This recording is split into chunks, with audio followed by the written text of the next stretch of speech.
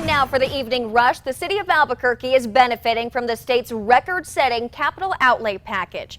Money will go toward 120 projects totaling about $70 million. That includes $2 million to expand Paseo del Norte on the west side, $16 million for cleanup at the rail yards, and $1.6 million for various improvements to North Domingo Park.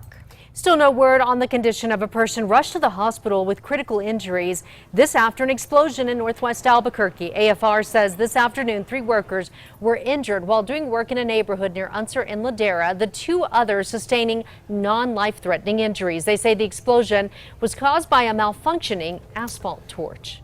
Well, the main story this evening continues to be showers, although it's dying down here in the metro area. A strong, severe thunderstorm is just to the north of Carlsbad. This is packing 1-inch hail and 60-mile-per-hour winds through the night tonight. Things will start to back down, then all that rain returns tomorrow. Albuquerque Fire Rescue is asking for the public's help decreasing their call volume. AFR responded to more than 109,000 calls last year. One of the most common are called down and outs, where the caller reports a person lying on a street. Last year, they had more than 9,000 of those calls. AFR says they also responded to 12,000 sick calls last year. New video will likely be used against a couple accused of leading deputies on a dramatic chase. Video shows Scott Sherbandi and Brandy Campbell firing shots from their wrecked car after leading Quay County deputies on a high-speed chase down I-40 and through the streets of Tucumcari. A deputy bumped the Volvo, sending it into a front yard. They surrendered after a standoff. Watch out! Shots fired! Shots fired! People who live near 2 7-Eleven stores say alcohol sales are fueling a dangerous crime problem. The 7-Eleven on Central and Solano by Nob Hill had more than 400 calls for service, and that includes stabbings. The Catherine and San Mateo location saw nearly 300 calls. That include 13 assaults.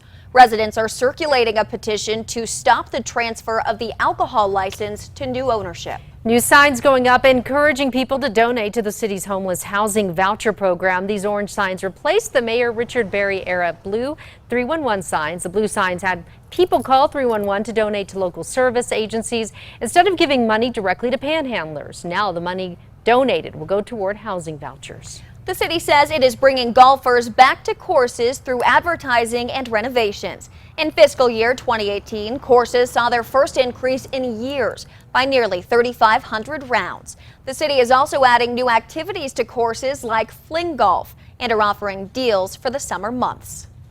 A new report shows more than 4 million people could go uncounted in the 2020 census. That includes people in New Mexico. It says factors like the president's push to add a question about citizenship could lead to this. The census determines the allocation of more than $675 billion in federal funding. The National Senior Games kick off next Friday, and the city is unveiling new upgrades to one of the main facilities. Officials installed lights and renovated 18 pickleball courts at the Manzano Mesa Center off Eubank in Central. They also highlighted renovations to the gym and restrooms. Well, the Metro Threat Index for tomorrow is on the way up. We have a storm system on its way through the state, so it is going to lead to a better chance at showers out there. Occasionally gusty winds. We will see afternoon thunderstorms, and some of those storms will move slowly and could flood low-lying areas. The state is helping the city of Las Cruces house migrants with a $250,000 grant. It's part of a program Governor Michelle Lujan Grisham announced last month to reimburse local governments that are providing humanitarian aid.